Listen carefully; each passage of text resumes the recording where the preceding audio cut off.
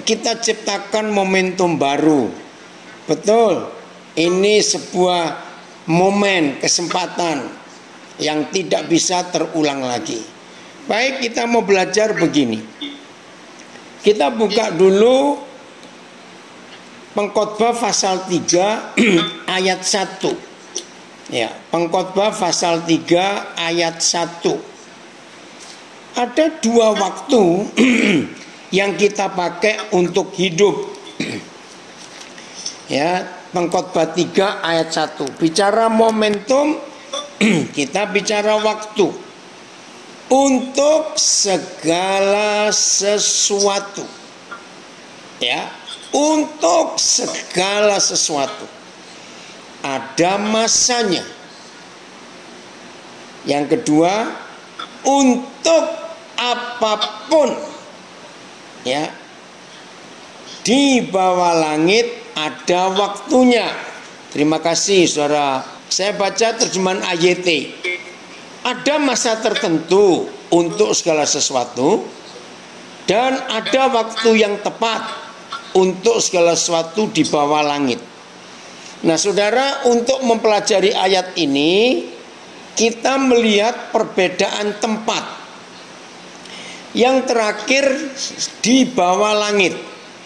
Nah kalau di bawah langit itu berarti waktu kronologis, waktu manusia, karena kita ada di bawah langit.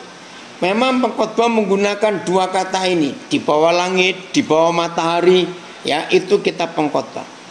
Nah, bagian yang kedua dari kata waktu di bawah langit itulah kronos.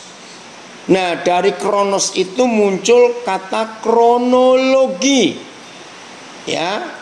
Nah, tapi yang pertama enggak dijelaskan di mana. Untuk segala sesuatu ada masanya. Ada masa tertentu. Terjemahan AYT. Nah, ini menarik. Ya, masa tertentu berarti tidak setiap saat. Nah, ini waktunya siapa? Inilah waktunya Tuhan, Kairos. Ya, ini luar biasa. Terjemahan lama, bermula bagi segala sesuatu adalah masa yang tertentu, dan bagi segala maksud adalah ketikanya di bawah langit. Segala sesuatu di dunia ini terjadi pada waktu yang ditentukan oleh Tuhan. Untuk segala sesuatu ada waktunya. Untuk setiap hal di bawah langit ada saatnya. Ya, oke, sampai di situ pembaca. Oke, selbirnya. Untuk segala sesuatu ada masanya, dan untuk segala hal di kolong langit ada waktunya. Nah, saya percaya saudara, ketika Pak Pendeta Yusuf Tarigan memberikan kita tema dalam acara Jumpa-Jumpa Jemaat ini, mari kita ciptakan momentum baru. Dunia sudah menggunakan istilah ini, new normal. Betul tidak? Nah, new normal itu momentum baru. Karena manusia tidak pernah membayangkan bahwa dunia akan mengalami musibah sehebat ini. Betul yang Pak Yusuf Tarigan tadi katakan. Ini pertama kali dalam sejarah hidup manusia, akhir tahun yang selalu manusia pasti buat planning buat tahun berikutnya. Tapi akhir tahun 2020 tidak ada seorang pun yang berani buat planning untuk tahun 2021. Maaf saudara, fakta. Terus terang, saya marah kepada si setan ini. Saya nggak tahu pengalaman saudara, ini pengalaman saya. Sejak Maret yang lalu pandemik ini muncul, baru bulan Januari ini yang kita baru lewati 16 hari. 16 hari ini saudara, beberapa anak-anak saya, orang-orang yang saya kenal kena COVID. 1 Januari ada 3 orang yang saya kenal meninggal gara-gara COVID. Mengerikan. Saya nggak tahu saudara, Januari ini aneh. Nah di sini kita melihat, kalau kita nggak melekat betul kepada Tuhan, nggak tahu ini mau bagaimana hidup ini. Maaf kalau saya cerita ini, jangan ada yang takut atau gentar, tapi kita harus hadapi. Nah maka itu dalam situasi yang tidak pasti seperti ini, bagaimana? Tadi saya dengar kabar dari seorang anak rohani saya. Ada satu keluarga temannya, gempa di Mamuju itu, istrinya meninggal, anaknya 4. Sekarang mereka kesulitan bawa jenazahnya, mau dibawa karena mereka orang Makassar. Nah saudara lihat, keadaan bisa berubah dengan tiba-tiba. Itu sebabnya kalau Tuhan izinkan kita hidup dengan 2 waktu yang berbeda. Lagi sekali, yang pertama adalah waktu Tuhan, kairosnya Tuhan. Yang kedua adalah kronos, waktu manusia. Nah, hidup dalam 2 waktu inilah kita harus menciptakan momentum baru. Sebuah momen yang kita nggak bisa prediksi, sebuah waktu yang kita nggak bisa coba-coba menebak, kecuali hidup dengan Tuhan. Saya berkata kepada beberapa saudara, satu-satunya profesi yang paling tidak laku akhir tahun yang lalu adalah profesi peramal. Nah, kenapa saya katakan itu? Karena selama manusia hidup di dunia, maka menjelang akhir tahun itu peramal itu luar biasa. Termasuk, maaf ini saudara, di TV pasti mengundang ahli-ahli feng shui, ya, untuk coba meramalkan. Ya, contoh bagi orang Tionghoa, tahun ini tahun kambing. Saudara lihat, majalah-majalah biasanya menjelang akhir tahun itu sudah mulai meramalkan tahun depan bagaimana. Tapi tahun ini gak ada yang meramalkan apa-apa, karena manusia ketakutan. Nah, satu-satunya buku di dunia yang ada kata pasti itu cuma Alkitab. Saudara boleh cari buku apa saja di dunia, nggak ada yang berkata pasti. Hanya Alkitab satu-satunya buku yang berani menulis pasti. Betul tidak? Ini luar biasa. Nah, saya beri 2 ayat ini supaya saudara yang masuk tahun ini sedang bingung, ragu-ragu, nggak usah bingung, nggak usah ragu-ragu.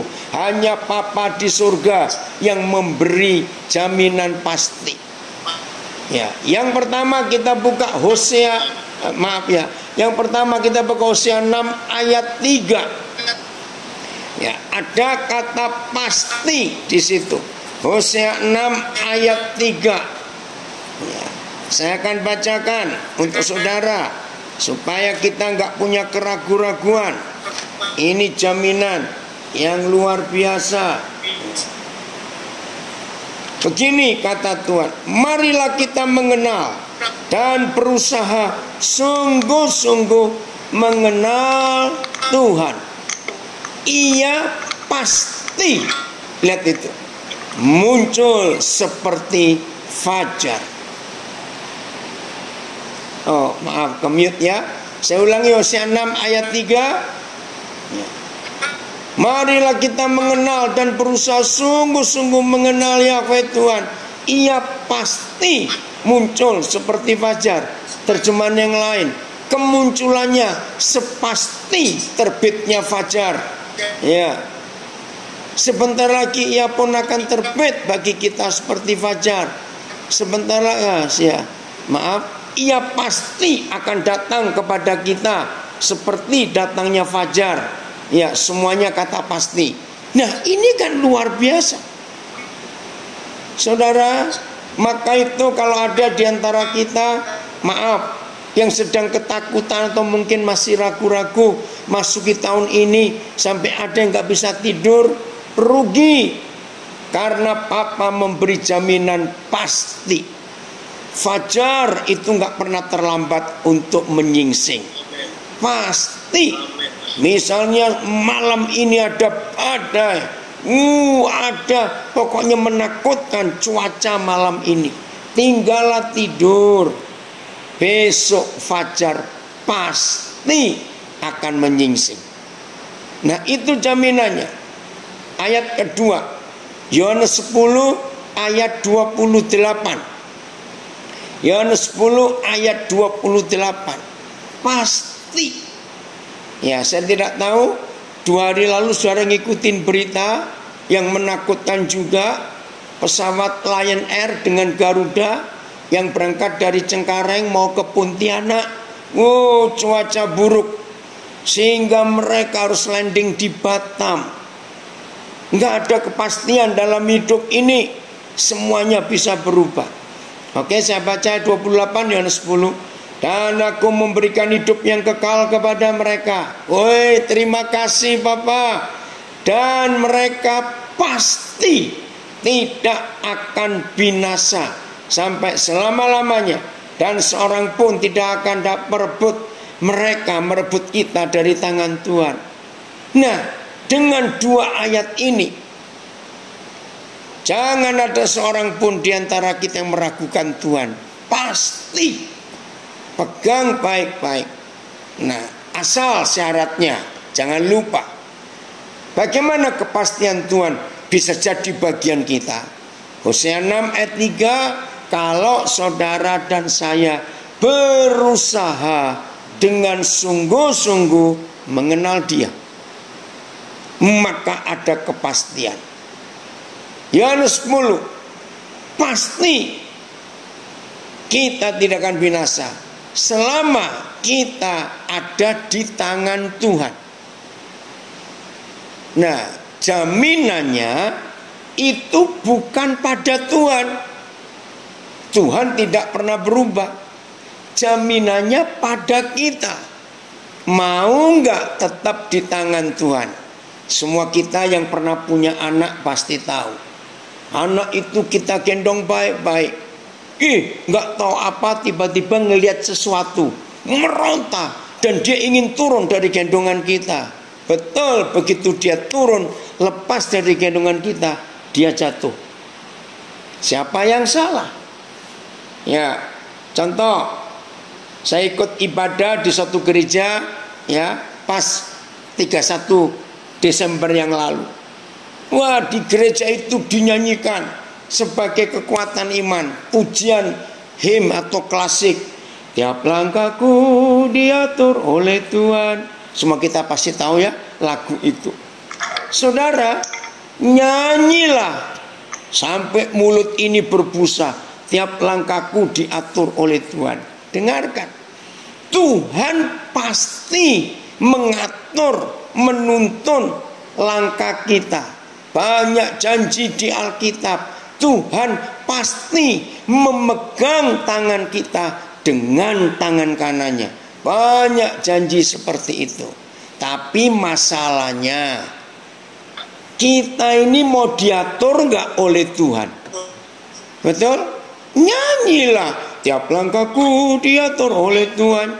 Tapi kalau kitanya nggak mau diatur, Yohanes 10 ayat 27, 28. Oh, itu jaminan kita. Dia itu gembala yang baik. Bahkan semua kita percaya dia itu gembala yang sangat baik. Masalahnya, kita bisa nggak jadi domba yang baik juga? Gembalanya baik. Kalau dombanya nggak baik, ngerti maksud saya, nggak mau diatur, ya sudah, jangan salahkan gembalanya.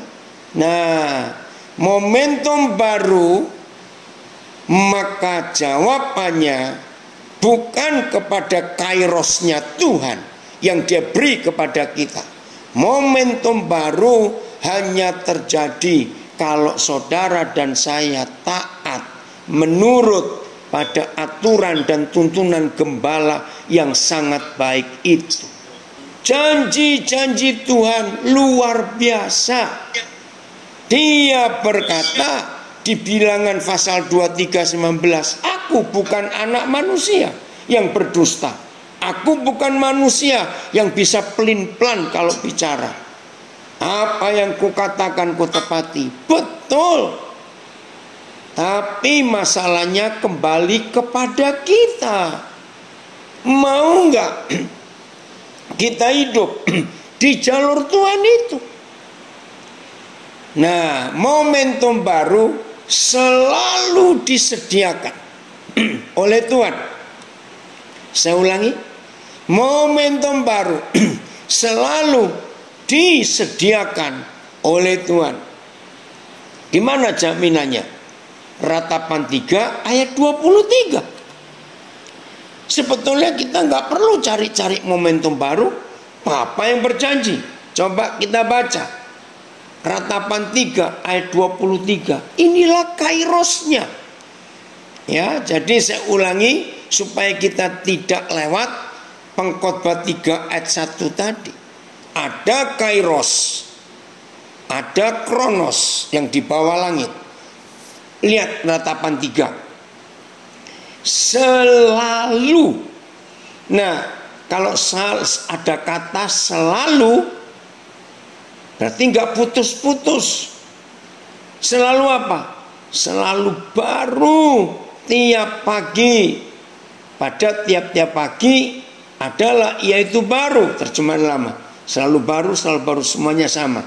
Selalu baru. Maka itu, kalau ada di antara kita malas bangun pagi, maaf, kalau ada di antara kita malas bangun pagi, itu orang sedang stres, takut bangun pagi. Tapi kalau saudara dan saya membaca janji Tuhan kita selalu baru tiap pagi, pasti kita nggak akan malas bangun pagi. Karena menunggu, ada apa pagi ini? Yang baru apa lagi? Wih saudara, dahsyat. Nah, ratapan 3 ayat 23 kita harus gabungkan dengan 1 Korintus 2 ayat 9. Ya. Ayo, ini ada yang komen. Sudah tidak mau diatur gembala, malah menanduki gembalanya. Wah, itu domba disate aja. Kalau begitu. Ini di Facebook ada yang komen begitu. Terima kasih, Mak. Ya. Ya, dan 1 Korintus 2 ayat 9. Nah, saya akan gabung ratapan 3:23 dengan 1 Korintus 2 ayat yang ke-9. Oke, saya akan baca 1 Korintus 2 ayat yang ke-9. Ini janji Papa kita yang luar biasa. Ya, kita tunggu. Tetapi seperti ada tertulis. Ini momentum barunya, saudara. 1, apa yang tidak pernah dilihat oleh mata. 2, yang tidak pernah didengar oleh telinga. 3, yang tidak pernah timbul di dalam hati manusia. Semua itu yang disediakan Tuhan untuk kita yang mengasihi Dia. Nah, ini syaratnya ini loh yang cukup berat. Bukan yang rajin berdoa, bukan yang rajin hafal ayat Alkitab, bukan yang rajin memberi persembahan, bukan yang rajin doa puasa. Yang mengasihi Tuhan. Momentum baru akan terjadi di hidup kita yang mengasihi Tuhan. Pasti ada yang bertanya, karena cuma dengar kata mengasihi Tuhan terlalu klise. Betul enggak? Sudah hari-hari kita dengar. Begini definisi yang tepat mengasihi Tuhan. Saya ambil contoh. Mengasihi uang, cinta uang. Ya, perbandingannya di situ paling gampang. Apa itu cinta uang? Sangat membutuhkan uang. Sehingga kalau orang yang cinta uang itu begitu nggak ada uang, waduh dia paniknya luar biasa. Nah, saya balik. Begitulah orang yang mengasihi Tuhan. Dia panik kalau merasa Tuhan tidak ada di hidupnya. Nah, ada nggak itu di hidup kita? Seperti itu kita membutuhkan Tuhan, sama seperti orang yang cinta uang. Ini intermezzo saja. Dalam zaman seperti ini, selama pandemik ini, saudara, tolong catat. Belum pernah terjadi dalam sepanjang sejarah manusia orang kaya jungkir balik setengah mati seperti masa pandemik ini. Zaman perang sudah terjadi, masa-masa krisis ekonomi sudah terjadi berkali-kali, tapi orang kaya masih selamat, survive. Tapi masa pandemik ini orang kaya pun setengah mati. Betul tidak? Maaf, orang yang investasi di perhotelan, di rumah makan, waduh saudara, ngeri sekali. Nggak tahu nih zaman ini bisa setakut ini. Bahkan maaf lagi sekali, saya cuma mengatakan, belum pernah terjadi dalam sepanjang sejarah manusia orang yang punya rumah kos-kosan menderita seperti sekarang ini. Sampai orang kos suruh bayar setengah saja, nggak bisa. Mengerikan keadaannya. Maka itu momentum baru Papa sediakan buat kita. Nah, mau nggak kita mengasihi dia? Karena bagi siapa yang mengasihi dia, tolong catat 3 kriteria yang Tuhan sediakan. Pertama, nggak pernah dilihat oleh mata. Kedua, nggak pernah didengar oleh telinga. Ketiga, nggak pernah muncul di hati manusia. Saya tanya, apa bedanya tidak pernah dilihat oleh mata dengan belum pernah dilihat oleh mata? Apa bedanya belum pernah didengar oleh telinga dan tidak pernah didengar oleh telinga? Beda. Jadi yang Tuhan katakan tidak pernah, bukan belum pernah. Kalau belum pernah, itu bukan momentum baru. Arti kata belum pernah, kita lihat di sono, di situ sudah ada, cuma kita belum lihat. Di sana sudah ada, di situ sudah ada, cuma kita belum dengar. Tapi kalau tidak pernah, itu total baru, brand new. Tolong dicatat ini, momentum baru itu selalu menyegarkan jiwa.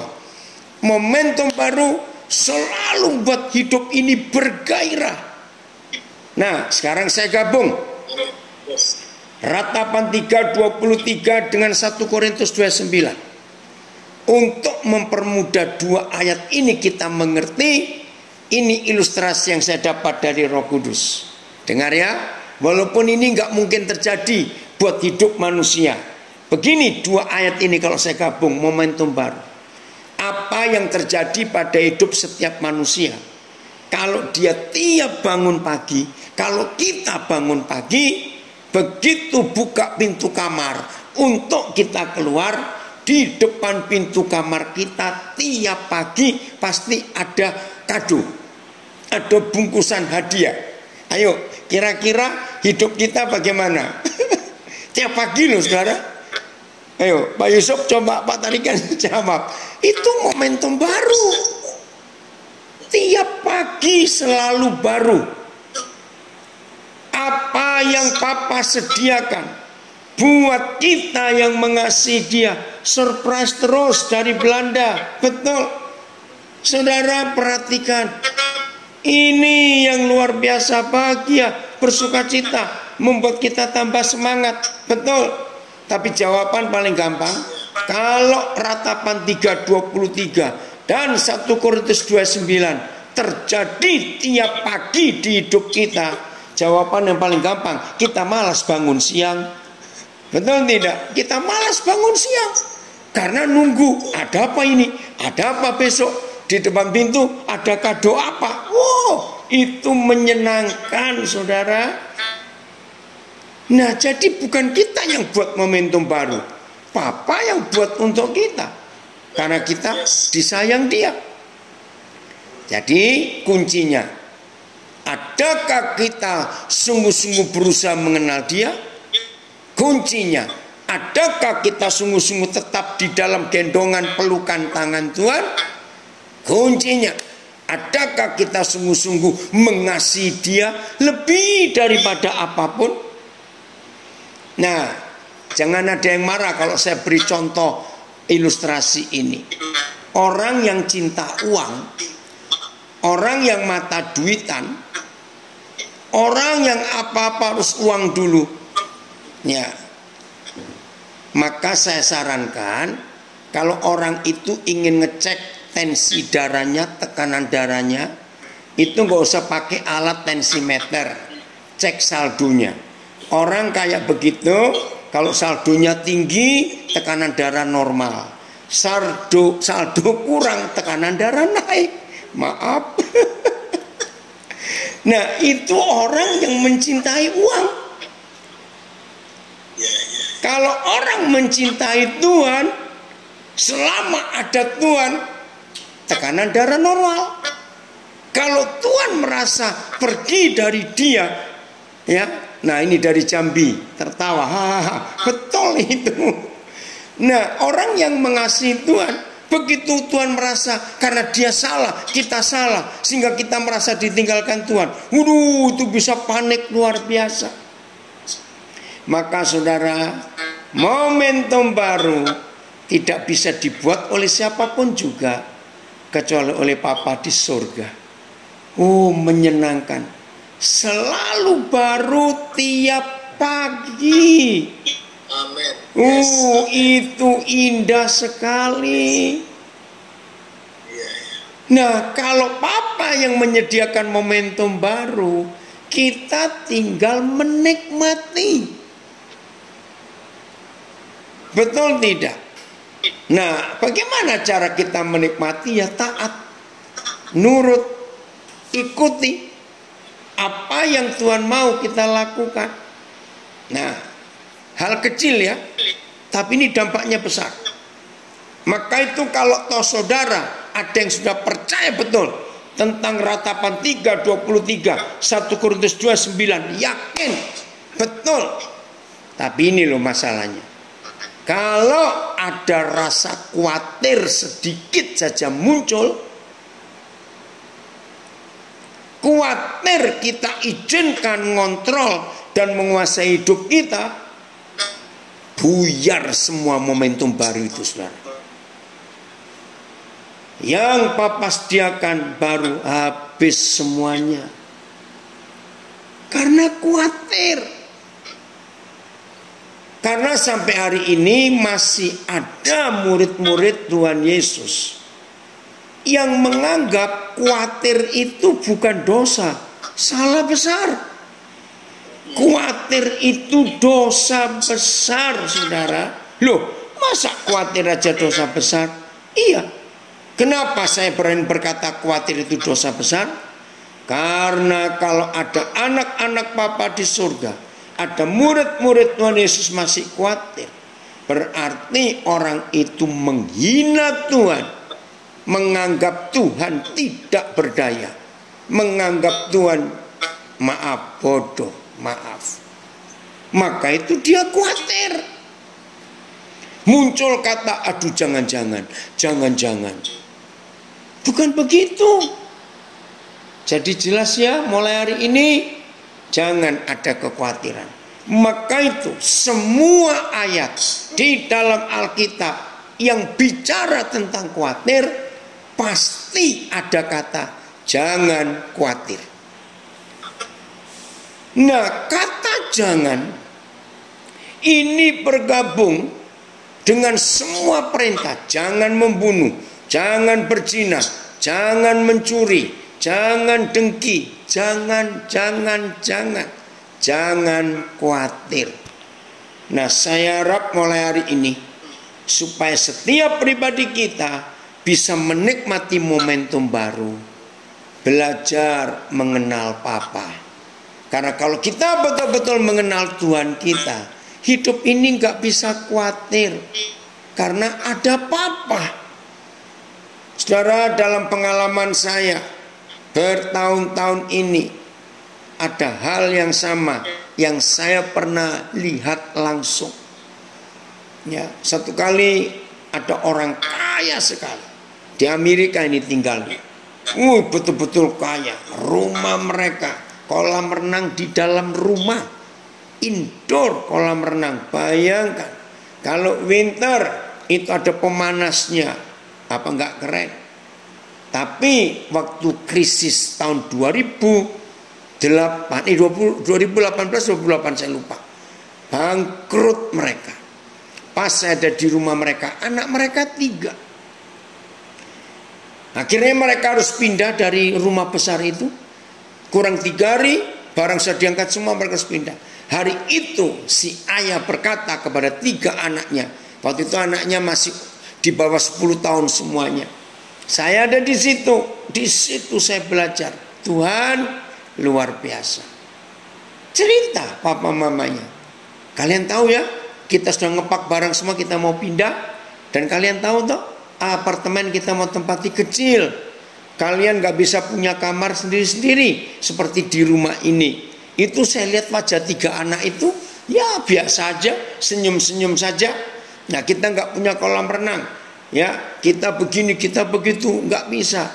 Saudara, anak nomor 2 itu menjawab yang buat saya kaget. Dengar jawaban anak nomor 2. Dedi, gak perlu cerita itu semuanya. Selama ada Dedi, kami suka. Wih, saudara, saya di situ mendapat sesuatu yang luar biasa. Betul tadi Pak Yusuf Tarigan katakan, bukan karena tempat, bukan karena keadaan, tapi karena kehadiran Tuhan dalam hidup kita. Anak-anak tidak pusing dengan kemewahan, dengan ketidakadaan. Buat anak-anak asal ada papanya, semuanya beres. Nah, adakah saudara dan saya memasuki tahun yang tidak pasti ini dengan menyadari ada papaku di surga yang sayang aku? Itu momentum baru yang kita bisa nikmati setiap saat. Sehingga kita nggak perlu takut, nggak perlu khawatir apapun juga. Saudara, percayalah itu, maka kemuliaan Tuhan luar biasa. Coba lihat vaksin yang sudah ditemukan, ternyata nggak ada jaminan pasti juga. Karena buktinya setelah divaksin pertama, 2 minggu lagi divaksin lagi. Lah, ini apa-apaan? Inilah dunia. Tapi kalau Papa kita yang bekerja memberi jaminan yang pasti, luar biasa. Saudara, lihat sinar matahari. Sinar yang diberikan kepada kita hari ini, misalnya di Indonesia, di Asia hari ini. Sekarang malam, tinggallah tidur, besok dia muncul lagi. Saudara percaya enggak? Sinar matahari yang hari ini kita pakai itu nggak mungkin balik yang sama untuk besok. Betul tidak? Energi yang sudah diberikan kepada kehidupan, untuk kehidupan dari matahari, itu habis untuk hari ini. Besok ada lagi yang baru. Itulah janji yang Papa beri buat kita. Nah, hal kedua, setelah musuh pertama, momentum baru adalah kekhawatiran. Jangan-jangan, iya kalau iya, kalau tidak, aduh bagaimana? Catat. Hal kedua yang membuat apa yang Papa sediakan selalu baru tiap pagi tidak bisa dinikmati kalau orang itu hidupnya selalu menoleh ke belakang. Yang dulu. Jadi inilah 2 hal yang membuat momentum baru yang Papa sediakan buat kita tidak bisa kita alami karena kita melihat yang dulu dan kita khawatir. Maka yang baru tidak bisa kita miliki. Filipi 3 ayat 13. Kita lihat ayat ini. Filipi 3 ayat 13. Jadi sudah di tanggal 16 bulan yang pertama. Jangan kembali ke yang lalu. Ayo kita lihat ke depan. Filipi 3 ayat 13. Saudara-saudara, aku sendiri tidak menganggap bahwa aku telah menangkapnya. Tetapi, tolong catat kalimat ini. Tetapi ini yang kulakukan. Bukan doa puasa, bukan doa pagi, bukan baca Alkitab, bukan memberi persembahan, bukan. Tetapi ini yang kulakukan. Catat ya, supaya momentum baru yang Papa sediakan buat kita terjadi. Aku melupakan apa yang telah di belakangku. Terjemahan yang lain, coba lihat. Saudara-saudara, aku tidak menganggap bahwa aku telah menangkapnya. Akan tetapi satu hal yang kulakukan, aku melupakan apa yang di belakangku. Sama. Tentunya BIS ya, saudara-saudara, saya sesungguhnya tidak merasa bahwa saya sudah berhasil merebut hadiah itu. Nah, kata hadiah kan baru, selalu baru. Akan tetapi ada satu hal yang saya perbuat, yaitu saya melupakan apa yang telah di belakang saya dan berusaha keras mencapai apa yang ada di depan. Ya. Tetapi satu hal, terjemahan MLT, di satu sisi dengan mengabaikan apa yang di belakang, dan di sisi lain dengan menjangkau kepada apa yang di depan. Oke, yang lain sama. Nah, saudara, ingat, Papa selalu menyediakan momentum baru. Jangan lupa, selalu. Karena janjinya tiap pagi selalu baru. Hal yang pertama tadi, khawatir itu membuat yang baru tidak bisa jadi baru di hidup kita. Yang kedua, kita selalu ingat masa lalu. Yang dulu, yang dulu, yang dulu. Kalau kita nggak bisa melupakan yang lalu, maka kita nggak bisa masuk. Maaf kepada saudara-saudara yang selama tahun lalu ada orang yang kita kasih Tuhan panggil. Udahlah, toh semua kita suatu hari akan sampai di titik yang sama juga, walaupun beda usia. Hidup harus move on, hidup harus berjalan maju. Maaf juga kalau ada pengusaha yang harus terpaksa mengalami kebangkrutan karena memang situasi ekonomi begini. Sedih memang, tapi hidup harus maju. Papa menyediakan hal-hal yang baru, maka itu yang lama sudahlah, sudah lewat. Kita nggak bisa ngapa-ngapain. Suami istri, ingat ya, ada salah satu penyebab rumah tangga kita neraka jadinya, bukan surga. Ketika suami istri suka mengungkit-ungkit, maka itu kalau kita sudah menikah dilarang keras, bahkan tidak boleh sama sekali suami mengucapkan kata ini, istri mengucapkan kata ini kepada pasangannya. Ingat yang dulu ya, ingat ya tahun 73 ya, ingat tahun 92. Oh tolong saudara, jangan ingat-ingat yang dahulu. Tuhan saja bisa melupakan semua kejahatan, kedurhakaan kita waktu kita mengaku. Maka kalau suami istri hidup tidak sibuk dengan yang dulu, hidup rumah tangga kita bahagia. Anak-anak muda yang pernah putus cinta, awas kamu mikirin mantan pacarmu terus. Bodoh kamu, nggak bisa maju nanti itu. Buang, lihat ke depan. Papa sediakan yang baru. Ya, jadi pacar boleh baru, tapi istri sama dan suami sama, nggak ada yang baru. Awas ya. Nah, itulah hidup yang kita harus miliki. Karena papa kita hebat sekali. Ada komen di Facebook, pengantin baru. Betul. Ya, pernikahan kita harus setiap hari pengantin baru. Orangnya sama tapi ya. Maka hidup ini jadi indah, luar biasa. Nah, jadi siap ya melupakan yang sudah lalu. Gak ada gunanya. Sudah lewat kok. Untuk apa kita pertahankan lagi? Papa membuat semuanya baru. Oh, itu janjinya yang luar biasa. Ada ilustrasi yang luar biasa, saudara. Dan itu betul. Kalau kita berdiri di pinggir sungai, kita menikmati ya sungai yang jernih ya, sungai yang segar sekali. Ya, kalau kita ada di pinggir sungai, percaya tidak, air yang baru lewat di depan kita, air itu nggak balik lagi. Betul?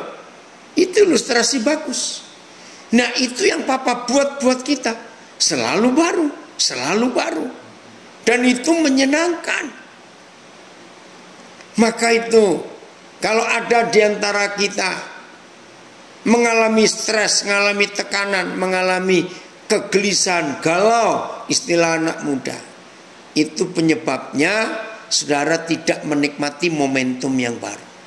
Nah, momentum yang baru Tuhan sudah sediakan. Dua hal tadi, khawatir dan masa lalu tidak boleh ada. Selalu baru setiap pagi. Hebat sekali. Bagian terakhir, 2 Korintus 5. Saudara, ternyata orang tidak bisa mengalami momentum baru karena dia tidak mengampuni. Catat, orang tidak bisa menikmati momentum baru. Kita anak-anak papa di surga tidak bisa menikmati momentum baru kalau kita tidak mau mengampuni. Siapa harus kita ampuni? Ternyata bukan cuma orang yang menyakiti kita, kita harus ampuni. Keadaan pun harus kita ampuni. Maka itu kira-kira bulan Agustus, pertama kali saya mendengar dari pemerintah, karena COVID sudah nggak bisa dikendalikan, maka begini kata presiden kita, mau tidak mau kita harus hidup bersama COVID-19. Mau tidak mau kita harus berdamai dengan COVID-19. Terus terang saudara, ketika pemerintah mengucapkan itu saya kaget, surprise, betul juga ya. Kalau musuh tidak bisa kita lawan, ya kita damai saja. Dan itu ilmu perang. Ya, setiap peperangan ketika negara yang menghadapi musuh dan musuhnya makin kuat, maka negara yang mau kalah ini harus berdamai, pakai bendera putih, nyerah. Ya sudah. Nah, begitulah keadaan ini. Ampuni. 2 Korintus 5 ayat yang ke-16. 2 Korintus 5 ayat 16. Ini bagian terakhir ya. Sebab itu kami tidak lagi menilai seorang juga pun menurut ukuran manusia. Nah, ini membuat saya bingung. Kalau manusia tidak boleh dinilai, nggak boleh diukur dengan ukuran manusia, lalu kita itu menilai saudara kita, menilai istri kita, menilai suami kita, menilai orang lain dengan ukuran siapa? Wih, ayat ini luar biasa. Dan jika kami pernah menilai Kristus menurut ukuran manusia, sekarang kami tidak lagi menilainya demikian. Saya baca dulu berapa terjemahan. Karena itu, Sejak sekarang kami tidak mengenali seorang pun menurut keadaan lahirianya. Nah, ini lebih jelas. Meskipun kami pernah mengenal Kristus secara lahiriah, tetapi sekarang kami tidak lagi menilainya seperti itu. BIS. Oleh karena itu, kami tidak lagi menilai orang menurut ukuran manusia. Memang kami pernah menilai Kristus dari segi manusia, tapi sekarang tidak. Maka itu dari sekarang kami tidak menilai seorang pun secara daging. Jika kami pun pernah menilai Kristus secara daging, tidak. Ya, sebab itu sejak saat ini kami tidak memandang orang menurut keadaan lahirianya saja. Oke, nah saudara, begini. Kalau ada di antara kita pernah menilai Tuhan kita Yesus dengan ukuran manusia, berarti kita pasti pernah kecewa dengan dia. Dengar kalimat ini. Kalau saudara dan saya pernah menilai Yesus dengan ukuran manusia, berarti kita pernah kecewa dengan dia.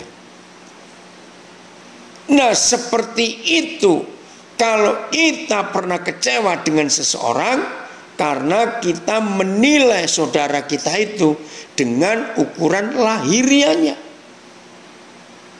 Suami yang masih sering kecewa dengan istrinya, istri yang masih sering kecewa dengan suaminya karena menilai dengan penilaian manusia. Nah, terus saya tanya, lalu bagaimana dong Papa? Menilai seseorang, menilai pasangan kita, menilai tetangga kita, menilai sahabat kita. Wih, jawabannya nggak jauh-jauh. Ada di ayat 17, 2 Korintus 5. Waduh saudara, ini luar biasa. Maka momentum baru akan selalu kita nikmati kalau cara pandang kita seperti cara pandang Tuhan. Terima kasih Pak Iman. Jadi, nah kalau ada kata jadi kan kesimpulan. Kapan kita bisa menilai seseorang? Bukan dengan ukuran nilai manusia. Kapan kita bisa menilai seseorang? Bukan secara lahirianya. Jadi, nah kata ini jadi. Kesimpulannya, siapa yang ada di dalam Kristus, ia adalah momentum baru, ciptaan baru. Yang lama sudah berlalu, sesungguhnya yang baru sudah datang. Saya nggak akan lupa ketika pertama kali Tuhan Yesus mewahyukan saya rahasia ini. Aduh saudara, hati saya begitu lega. Begini cara Tuhan menilai kita. Papa, terima kasih, terima kasih. Saya tanya, siapa saja boleh jawab. Bisa lewat Facebook, ya. Dengarkan contoh ini saudara. Apa yang terjadi dengan hidup kita kalau Tuhan Yesus menilai kita dengan manusia lama kita? Ngerti nggak pertanyaan ini? Mengapa suami istri sering ribut? Karena belum mengampuni. Apa buktinya belum mengampuni? Karena istri selalu melihat suaminya waktu salah berapa waktu yang lalu. Karena istri belum mengampuni suaminya, maka istri melihat suaminya itu barang lama. Ngerti kata barang lama?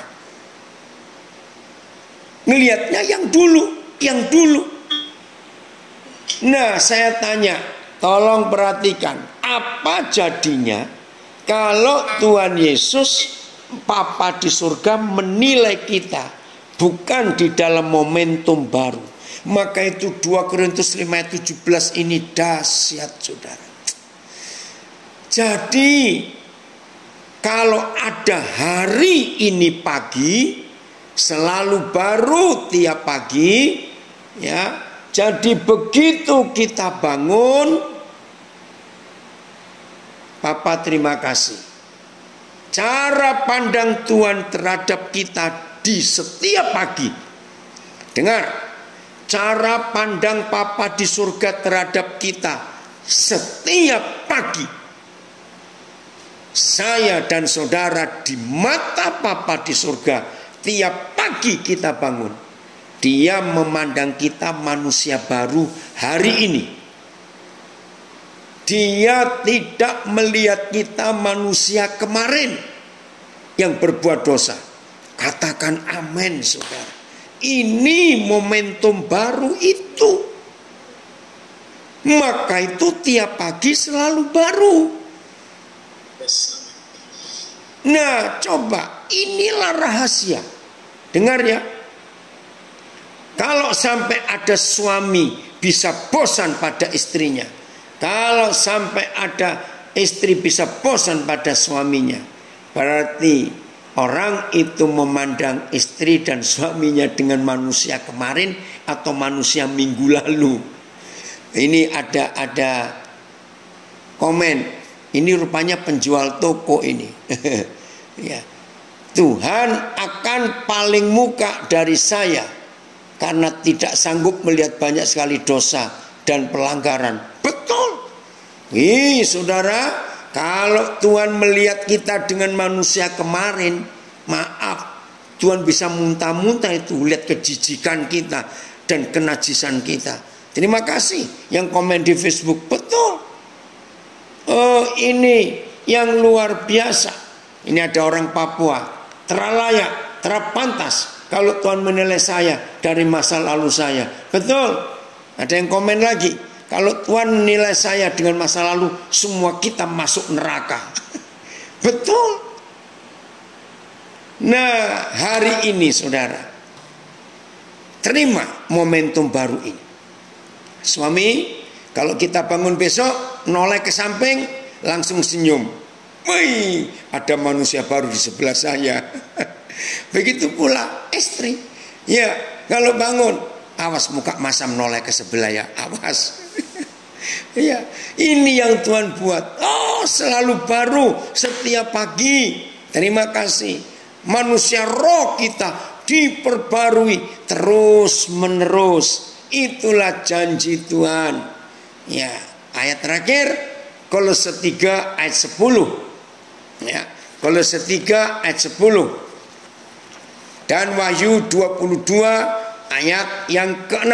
Dua ayat ini sebagai penutup momentum baru. Ya. Yang pertama, udah Kolose 3 ayat 10. Aduh, menyenangkan saudara. Kalau hidup dengan Papa selalu ada yang baru. Dan telah mengenakan manusia apa? Baru.